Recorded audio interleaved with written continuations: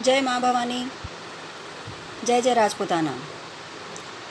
मैं एडवोकेट भारती शेखावत, जयपुर संभाग एवं जिला अध्यक्ष श्री राष्ट्रीय राजपूत करणी सेना,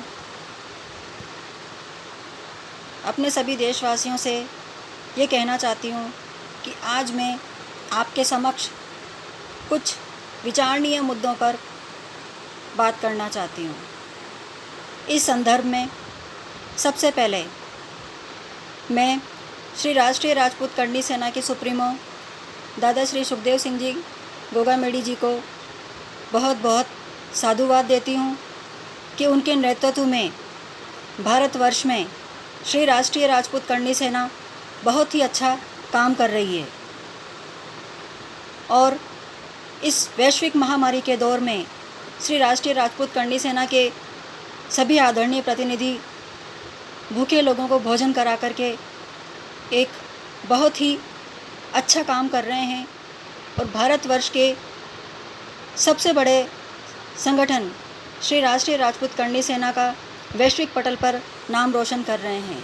इसके लिए श्री राष्ट्रीय राजपूत करणी सेना के सभी पदाधिकारी बहुत बहुत धन्यवाद के पात्र हैं कि आज इस महामारी के दौर में, इस संकट की घड़ी में श्री राष्ट्रीय राजपूत करणी सेना संकट मोचन बनकर भारतवर्ष में उभर रही है।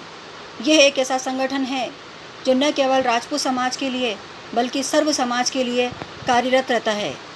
इसके लिए मैं दादा श्री सुखदेव सिंह जी गोगामेडी जी को पुनः बहुत बहुत धन्यवाद देना चाहती हूँ। आज मैं आपके समक्ष इस मुद्दे पे बात करना चाहती हूँ कि हम सब लोग चाहते हैं कि लॉकडाउन समाप्ति की ओर जाए, लेकिन मैं आपसे ये पूछना चाहती हूँ कि लॉकडाउन समाप्ति की ओर कैसे जाएगा।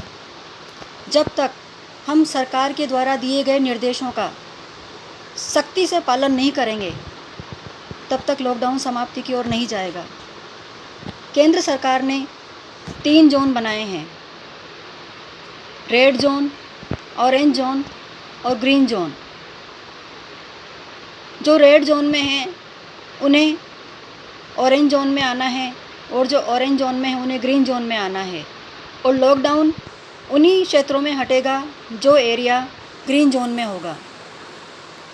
इसलिए मेरे सभी भारतीय नागरिकों से करबद्ध निवेदन है कि हम सब चाहते हैं कि हमारा जीवन पुनः पटरी पे आए, हम सबका जीवन पुनः पहले की तरह चलने लगे। इसके लिए इस वैश्विक महामारी को हराना होगा और ये वैश्विक महामारी तभी हारेगी जब हम केंद्र सरकार के द्वारा दिए गए निर्देशों का सख्ती से पालन करेंगे और हमारे घरों में रहेंगे, तभी हम सुरक्षित रहेंगे। अगर आप इन निर्देशों का पालन नहीं करते हैं तो ना केवल आप अपना बल्कि आप अपने पूरे परिवार का जीवन संकट में डालते हैं। इसलिए हम सब ये चाहते हैं कि हमारा जीवन पुनः सुचारू रूप से चले, गरीब से गरीब व्यक्ति भी अपना रोज़गार कर सके। इसके लिए सिर्फ एक ही उपाय है कि इसका बचाव ही इसका उपाय है। अभी तक इसकी कोई वैक्सीन भी मार्केट में नहीं आई है और ना ही अभी इसका कोई पुख्ता इलाज हो पाया है। इसलिए मेरा अपने सभी भारतीय नागरिकों से निवेदन है कि आप सरकार द्वारा निर्देशों का सख्ती से पालन करें ताकि हम लोग जल्द से जल्द इस वैश्विक महामारी को हरा करके पुनः अपने उसी जीवन में लौट सकें और सभी लोगों को पुनः पहले की तरह रोज़गार मिल सके। आज इस संकट की घड़ी में मैं अपनी श्री राष्ट्रीय राजपूत करणी सेना की महिला सदस्यों से भी ये कहना चाहूँगी कि आप सब लोग घरों में सूती कपड़े का मास्क बना करके उसे यूज़ करें और सभी नागरिकों से ये कहना चाहूँगी कि आप लोग घर से बाहर निकलने से पहले मास्क ज़रूर यूज़ करें, हाथों को सैनिटाइज़ करते रहें, साथ ही सरकार द्वारा निर्देशों का पालन करें जिससे कि हम इस संकट की घड़ी से उभर सकें।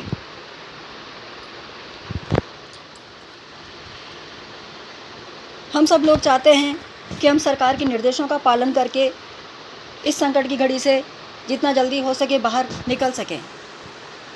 लेकिन मैं आपसे ये कहना चाहूँगी कि सरकार ने तो अपने निर्देश दे दिए हैं और कोरोना की महामारी को हम देख चुके हैं कि इसका कितना भयावह रूप है, किस तरह से ये लोगों को काल के गाल में समाती जा रही है।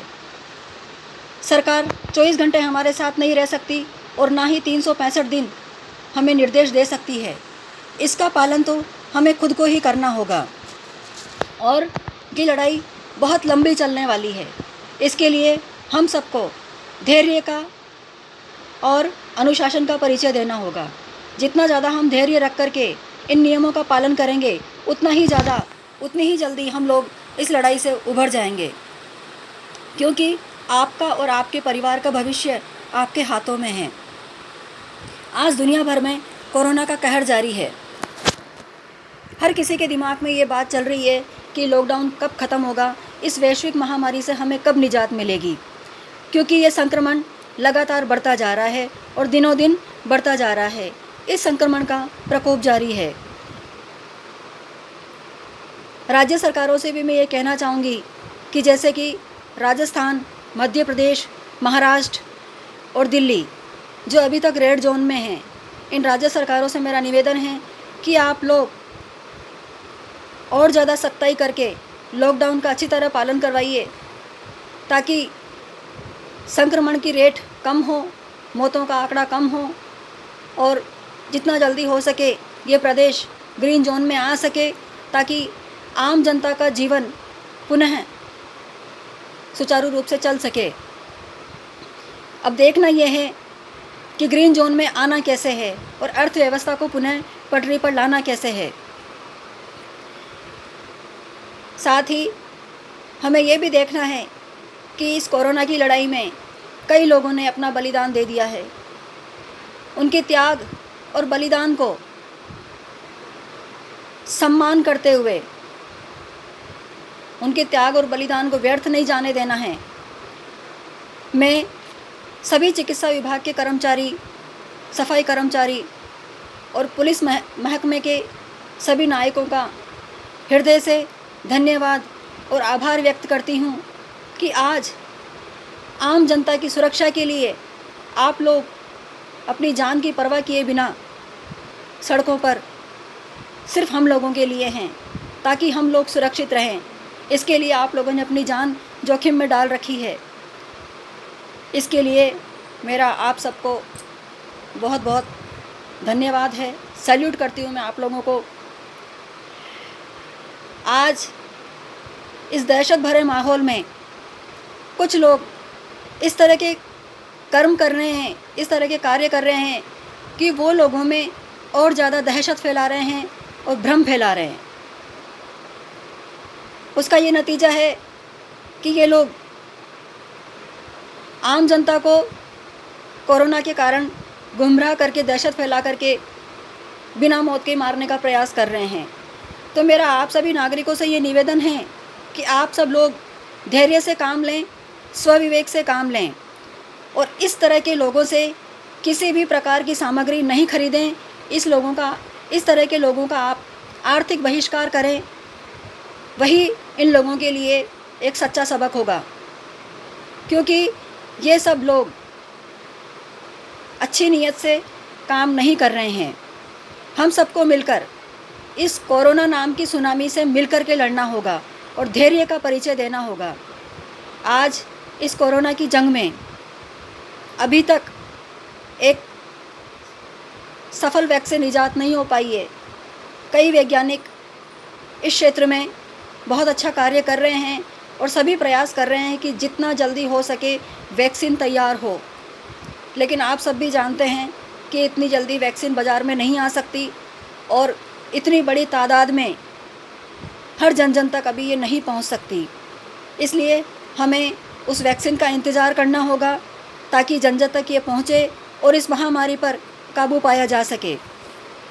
इसलिए आइए हम सब मिलकर के एक संकल्प लेते हैं। जो कोरोना के योद्धा आज सड़कों पर हमारे लिए अपनी जान को जोखिम में डाल करके कार्य कर रहे हैं, उनकी भावनाओं का, उनका कर्तव्य का सम्मान करते हुए हम हमारे घरों में रहें, और अगर घर से बाहर निकलना भी हो तो सरकार द्वारा निर्देशों का पालन करें, खुद भी सुरक्षित रहें और अपने परिवार को भी सुरक्षित रखें। साथ ही ये भी कहना चाहूँगी कि जो लोग आर्थिक रूप से सक्षम हैं, जो लोग बड़े बड़े फंड में लाखों रुपए दान कर रहे हैं, वो लोग खुद अपने हाथों से गरीब व्यक्तियों को 2 वक्त का भोजन दें। यही उनके लिए बहुत अच्छा होगा, क्योंकि हाथ का दिया हुआ ही दान काम आता है। और कुछ नहीं तो अपने पड़ोस में भी कोई व्यक्ति भूखा ना सोए, कोई बच्चा भूखा ना सोए, ये हमारा प्रयास होना चाहिए। इस संकट की घड़ी में हम सब लोग मिलकर के ये प्रयास करें कि हमारे गली मोहल्ले में, हमारे पड़ोस में, हमारे शहर में, हमारे ज़िले में कोई भूखा ना सोए। कई स्वयंसेवी संस्थाएं इसके लिए बहुत अच्छा काम कर रही है, उनको मैं बहुत बहुत साधुवाद देना चाहती हूँ कि माँ करनी की कृपा आप लोगों पर इसी तरह बनी रहे।